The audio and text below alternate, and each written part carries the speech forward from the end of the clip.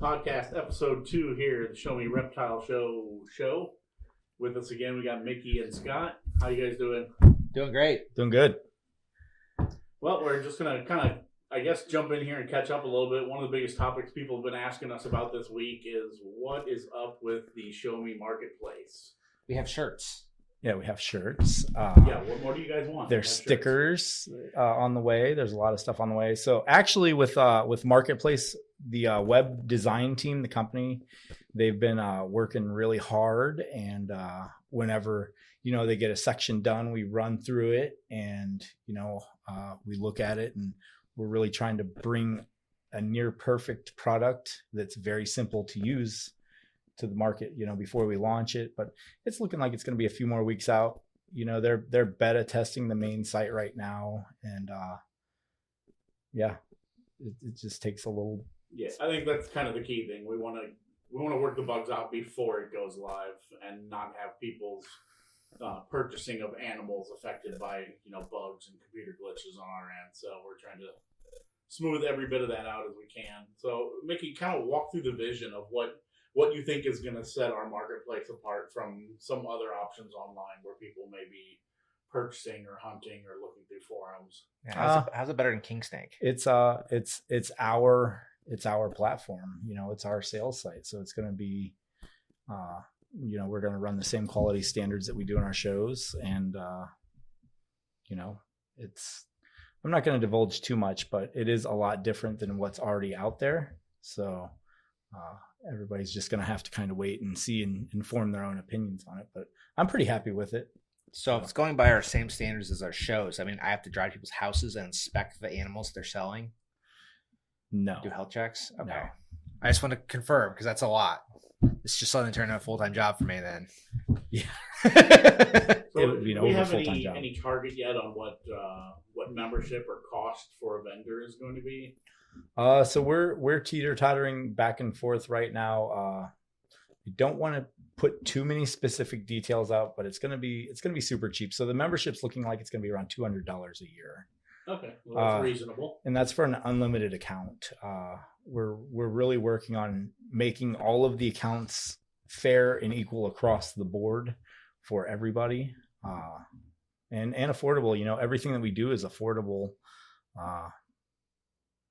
So we barely run on the skin of our teeth with margins just to keep everything rolling and moving. And it's super exciting.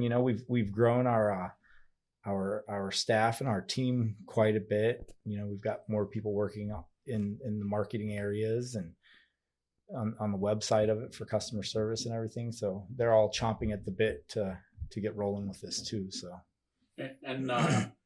so I understand it's not just going to be reptiles, though. There are going to be some other options on there, supplies and that type of stuff as well. Yeah, pretty much. If you can sell it at my shows, you can sell it on the marketplace. And so I can get bugs? You can get bugs. Sweet. You can get bugs. We had always planned on it being opened up for aquatics and small mammals within local search parameters and stuff like that. So awesome. That's exciting news. So, we've had, since we recorded the last podcast, we had a couple of big shows, a couple of exciting things going on up in the Northeast, and we actually did our first show out in Utah. You want to kind of recap how a couple of those went? Okay, so Utah was a good trip. I went out there. So unfortunately, I didn't realize that show was scheduled during a Mormon convention or conference or something that they have out there. So the attendance wasn't the greatest, but it wasn't terrible. I got to meet a lot of really cool breeders out there and, got some insight on the market and everything, and the community out there. They've got a really good reptile community in the Salt Lake, in the Utah area. So, we might look around for another venue there and hit it hard again in the spring. But no, the people out there were super awesome. Really, really beautiful place to visit. So yeah, I know we were kind of late in the game setting that show up, so we didn't have as much time to promote it as we normally would. But I did, in talking to a lot of the vendors, they were excited about the fact that we were coming out there. And they said even though they couldn't make this first one, they definitely want the dates for 2024, and they're thrilled about it. See, and that's the thing that I'm torn on. So the venue was actually, there's a lot of construction going on there, and it deterred a lot of traffic. A lot of people want us to move to a different venue in Salt Lake City, but I don't know. I see a lot of potential where we're at. It's kind of centrally located between Salt Lake City and Ogden, and it's just a totally different group of people out that way. So, I mean, we might try the venue again in the springtime and see how it goes, because I don't want to make a huge show out there. We don't need to have a 200 or 300 table show there. I think it would be fine if it was just an 80 or 100 table show. Right. And I think, the venue, like you said, now got to kind of give them a little bit of a fair shake in that they are doing a ton of construction. So even though it made it a little tough for people to get in and out of there, that's not the normal experience people would have. Well, I'll tell you what happened at that venue that really kind of turned people off on Saturday. So the girl that was supposed to unlock the gates to the complex thought that she was supposed to be at work at 6:00 at night, not 6:00 in the morning. Oh, well, so that could be a problem. So she didn't show up until I think it was about a half an hour before VIP admission started. Oh, so people already started the day off upset, about getting in late and everything like that. And that's understandable, but it's also understandable, people make mistakes and they don't always, show up on time. So human error. Yeah, it was a whole mess. Hey, we had some of that St. Louis show. Oh yeah. I mean, and that happens, and I used to really freak out about it, but anymore it's like the only thing you do is make some phone calls and just hope for the best. Yeah. I think fortunately we're like 20 minutes late in St. Louis, which wasn't terrible, but I had to hear about it for the whole day. I mean, everybody always gets mad at us about it. And it's like, guys, I don't. If I could have the keys to all the buildings that we do shows at, that would be awesome. We have a huge key ring. Yeah, we'd have a huge key ring. Yeah, I think that's one thing a lot of people may not even realize. It's like the sheer mass of communication that has to go into coordinating this. 2 weekends ago we had 7 shows in 6 different states in one weekend. So we literally were sending coordinators out in every single direction, north, south, east, west, and some shows were one day on Saturday. That same coordinator had to turn around, pack up, hit the road. Yeah. Oh, you mean me? Oh yeah. Scott did a double header. Yeah, and that's what a lot of people don't understand. Like, okay, so the big shows, they're great. Like, that's cool, but we did big show numbers all across the country. Like, to do that in one building on a weekend, that's a cakewalk. I mean, it's really not that big of a deal. Sure. Right. If we could all be centrally located and bring 8 staff members to one big show, that's a cakewalk. Yeah. It would be nice, but that's not what we're trying to do here. We're trying to build and grow communities, and that's how we do it. So. Yeah, and things are kind of firing up in the Northeast. Corey up there, the King of the North, has got some fun stuff going on. Don't call him the King of the North. Stroking his ego. I worked really hard on that nickname. It took me all 30 seconds to come up with. Yeah, that was me. They acquired him that in Virginia Beach. But no, he's up there working really, really hard, and he's putting a lot of shows up there. He's running that shop very, very nicely. I mean, he's doing it. We actually just hired on another coordinator up there too. So, kind of, so he's got some support, but he's doing good. And if you've ever gone up to the Northeast, a lot of the breeders up there really, really, they're good. Like, they're good people. The time I've spent up there and the people I've met, they've been pretty great. Yeah. And it's kind of nice because it's a whole new community for us. There are people that are just separated a little too far geographically to make it to our Midwest or our Southern shows. So the fact that we're getting up there and putting more shows in their area, I think that'll help us to start drawing some of them down to our other shows. Once they realize what, the quality of show that we put on, they may be willing to make an 8-hour drive then. Yeah, I think so.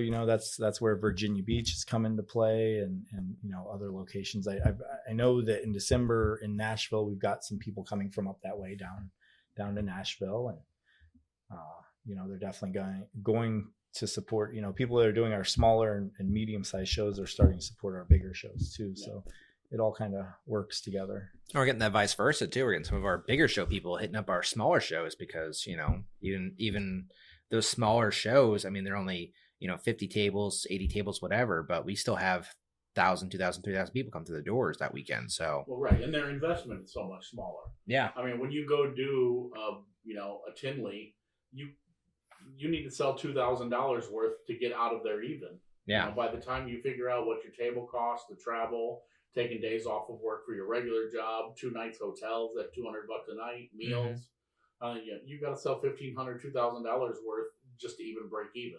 Yeah. And we bring the show to your backyard. It's awesome. People don't have to stay, you know, in a hotel.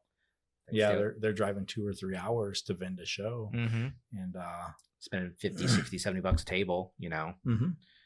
it's dropping the hat comparatively. So yeah, and not to take anything away from shows like that, I really feel like what everybody's doing, it all works together and it all serves a purpose. Oh, absolutely. I mean, it's all one giant community, so there's a place for everything. So I mean, our smaller shows, you know, like Paducah, Kentucky, or Shelbyville, or something like that, that's great for someone starting out breeding or whatever to have their first show with us and work their way up to doing a show like Tinley, where they got to drop $500 a table to vend, to make sure they get all the kinks out and, you know, perfect their craft. Well, not just for the vendor, but think about the attendee too. You know, you got little Tommy bugging his parents about reptiles, and they go to one of those smaller shows, and you know, because it's a half an hour away from their house. Sure. That's a big deal for them, but not everybody can drive 8 or 9 hours to go to a show. So, I mean, cumulatively, that what we do helps grow the bigger things too. So sure. It really just all flows together and works together. So yeah, builds the community as a whole. We had our first show in Massachusetts too. Oh recently. Yeah. That venue looked amazing. Oh yeah, that was a really good show, but that is going to turn into a really, really awesome show. I'm super excited about that one. Next year when we go back up there, I might try to fly up there and kind of check it out a little bit. So, and then I think we got Rhode Island coming up. Yeah, that's this weekend. We've got Rhode Island coming up, and that's turned into a really strong show. We had to jump through a lot of hoops with the state to get a reptile show back in there, but now we're golden. I think it's our 2-year anniversary up in the Northeast, actually. So yeah, we got Arkansas this weekend too. I understand that was kind of a pain in the butt to get a show in Arkansas as well. Oh yeah, Arkansas was a pain too. We had to work with the state to get shows in there, and you know, we've been working with that state for the last, I guess it's 2.5 years on you know, the white lists and stuff like that. And you know, honestly, the state herpetologist there, super awesome guy. He's a reptile guy, and I don't know, he's easy to work with. So yeah. Sometimes it's about just, you know, finding your way around to the person who's actually interested in helping you. Mm-hmm. Well, persistence. Yeah. Yeah. So and then, you know, kind of one of the neat things too is sometimes these shows start small. They are little tiny community shows, and they just grow and grow. Like, is it Knoxville that I hear where we're over on tables there? Yeah, Knoxville's always been a pretty good market for us. We've got a lot of support in that area, and yeah, I think it's going to be our biggest show that we've had in Knoxville to date. So yeah, I heard people were trying to sign up, get on the wait list, and there's only so much space in the building. Yeah, I feel like all of our Tennessee shows just are bangers. Yeah. Yeah, for the most part. I think it's kind of a good middle ground. You can draw from the coast, you can draw from the Midwest, so that, and plus that area makes a nice little vacation extra if you decide you want to. Yeah, well, you know, it's also very densely populated down there too. So you got to look at numbers, the population and median income and stuff like that. So it's a good area. Yeah, and those people are spaced out pretty far where they're not going to probably make a Tinley or a Daytona. So us bringing the show to them in their backyard is amazing for them. Sure. Yeah. Oh yeah. So as far as the wrapping the year up here, it's hard to believe we're already in October. What are some of the big shows and the exciting things that you've got lined up here as we close out the year? Something big. So I'm getting ready to announce our U.S. ARC auction for our Atlanta show, December 9th and 10th. And we've got our big Nashville show to close out the year. Well, it actually doesn't close out the year because we have shows after Christmas in Kansas City, Jackson, and we just added another Florida location, Plant City, and that's December 30th too. So, but literally closing out the year. yeah, Yes. literally closing out the year. But so I'm excited about the Nashville show though. So we have Tristan Kaler. He's doing the Run It online expo auction thing, and he's going to set up there, and we're going to have vendors. They're going to be able to go auction off their animals online during the show. So I mean, we're really trying to help people get their animal sales to kind of help promote people breeding, because that's the worst thing I always see. Like I seen it like during the recession and in 2008, 2009, people just stopped breeding their animals. I seen it during COVID, like people just stopped breeding their animals. And, we're just trying to figure out ways to get people's animals out there, during these slower economic times. So there's been a lot of brainstorming with a lot of people, just trying to figure out how to, make this better for everybody. Yeah, and it makes sense. I mean, sometimes you just gotta look for different avenues to promote, and that's something that's completely unique. It's going to be totally different that you don't see at any other reptile show. So yeah, and I think it's a great idea, and I think it's very important for people, in this industry to start working together and collaborate with each other on stuff instead of being so fighty with each other all the time. It's so stupid. Like we're such a small community. If we get so much more done if we work together instead of fighting with each other all the time. yeah, absolutely. So how about an update? Anything going on with the shops? The shops are just chugging along. We're working on just getting the right people in the right places, and focusing on animal care. So we're working on some workshops that we're going to host in the stores, teach people how to maybe set up a frog or set up bioactive enclosures and stuff like that, because that's the number one priority here. It's the care of the animals whenever they go to their new homes, in the stores and the shows. So as much information and support as we can get out there for people, new reptile owners, that's what we're going to do. Awesome. And quite a bit physical changes going on out at the Troy shop, right? Yeah, we are out there building out the aquarium side of the store.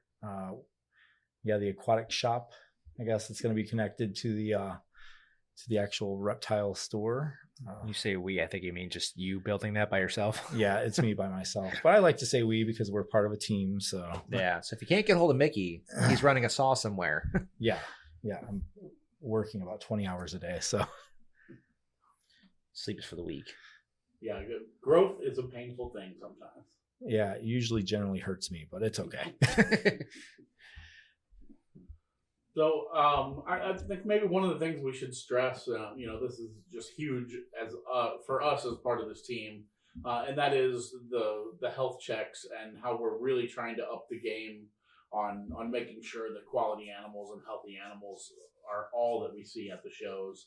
So maybe Scott, since you're one of the coordinators, maybe you can kind of walk us through what it looks like when you get ready to start a show and what those health checks are like for you. Well, Scott's actually our lead coordinator. I need to note that Scott was promoted recently to lead coordinator. So does that come with like a big $20,000 raise? And it came with a big something. I don't know what that was, but a big headache. yeah, I think that's what it is.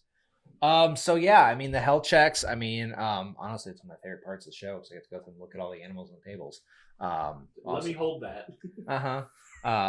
Let me buy that. Yeah, usually that's my problem. Yeah, typically try not to hold animals because I don't want to stress them any more than they already are. But going through, take a close look at all the animals. I'm checking for all kinds of things. Signs of any sort of infection, respiratory things. Burns, injuries. As well as things like pathogens like mites. All those things I got to check over. Obviously, I can't do a whole veterinary check. I'm not a vet. I'm not a vet tech. I just know, over the course of keeping animals for the last 20 something years, a sick animal kind of pops out.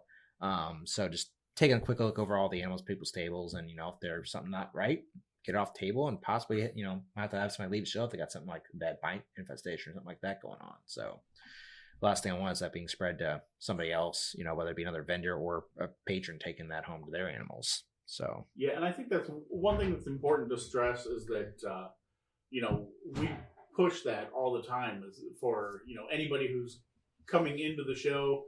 Occasionally somebody will spot something on one of the tables, and they'll wait all the way till they get home after the show and then send us a message online.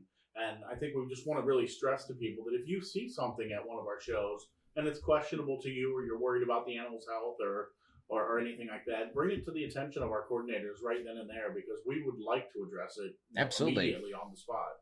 Yeah, I'd much rather, it be brought up immediately than wait till the end of the show, or, God forbid they got the animal home or something like that.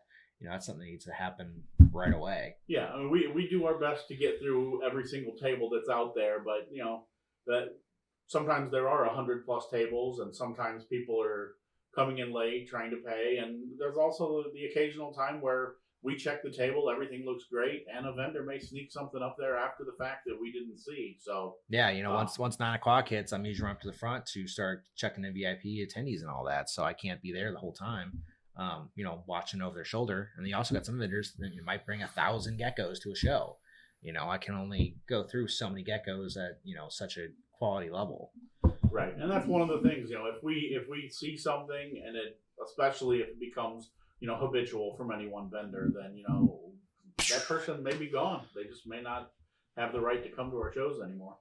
Yeah, and we do care a lot about the quality of the animals. So if you do see something, we're not going to be like, oh, like we go address it whenever people do bring things up. Like usually when somebody points something out to me, like I stop what I'm doing and I'm right over there, and I am handling that, because that's the last thing I want, because that is a huge turnoff to a new reptile keeper. They buy something and then it dies within a couple of days, and that person is just totally turned off to keeping reptiles. So yeah, definitely. And that's the other thing too, is there of course are certain species that are going to be out there that are wild caught, but we really, really push and try to make sure that the vast majority of the animals at our shows are captive bred animals. Yeah, we do strive for that, and we, it's in our rules for the vendors, that they do vet their animals that are wild caught, that are imported or farmed, and a lot of the people that do deal with those at our shows, like Mike Schultz, like he always has pretty immaculate animals. Like Mike, Josh Alder's another one. Josh Alder's great. We don't really run into that issue so much anymore, and when we do, we address it right there. So yeah. All right, well, guys, we're kind of approaching. We said we wanted to try to keep it under 30 minutes for this week. Anything else that you guys want to highlight or focus on as we wrap up? I just want to ask everybody, to subscribe to our channel, like this video, and go like our Facebook page, and come on to our shows. Yeah, come on to our shows. Whether you're a vendor or a patron, come out and see us. Yeah, things are rolling now. The studio is up and permanent here. We're going to be running the podcast pretty regularly now. You should see them every week or every other week going forward. We're going to start bringing in guests. These first couple, we just wanted to kind of get our feet wet, introduce the team a little bit, let everybody know what we're about as a team, and now we're going to start getting into some more topics, talking about specifics of reptiles, and bringing in some special guests when we can. Well, we're also going to places. This weekend I'm going to Florida to see some cool people, so I'm hoping I can get some content. Play with lizards in Florida. Yeah, I am. You're going to Jacksonville? No, I'm going to Jacksonville. You're going Arkansas. to Jacksonville. Yeah, Arkansas. I'm going to Iguana Land this weekend, and then I think I'm going to Greg Graziani's place on Sunday. So nice. I'm gonna wrestle an alligator. I'm gonna be in Arkansas, so I'm gonna go to a Walmart, I guess. You could wrestle a toilet gator down there. There is gators out there. There is gators in Arkansas. Down in the or what? They've been posting all the way up into like the Missouri border. Really? Yeah. Mm-hmm. Global warming. We might have gators here one day. Climate shift. Yeah. Sometimes we do have gators here, Scott. Yeah, I know. All right, guys. Well, I think that's it. Wait. One more thing. We need more coordinators. Oh yeah, we are looking at growing our coordinator team. So, if you're in the St. Louis area, I would really prefer our new team members to be out of the St. Louis area. And, you're interested in doing this, you can reach out to Scott, because that's Scott's deal now. Yep. Lead coordinator. All right, guys. Well, that's it for this week. We'll see you guys next week on episode 3. Bye, everyone. Bye.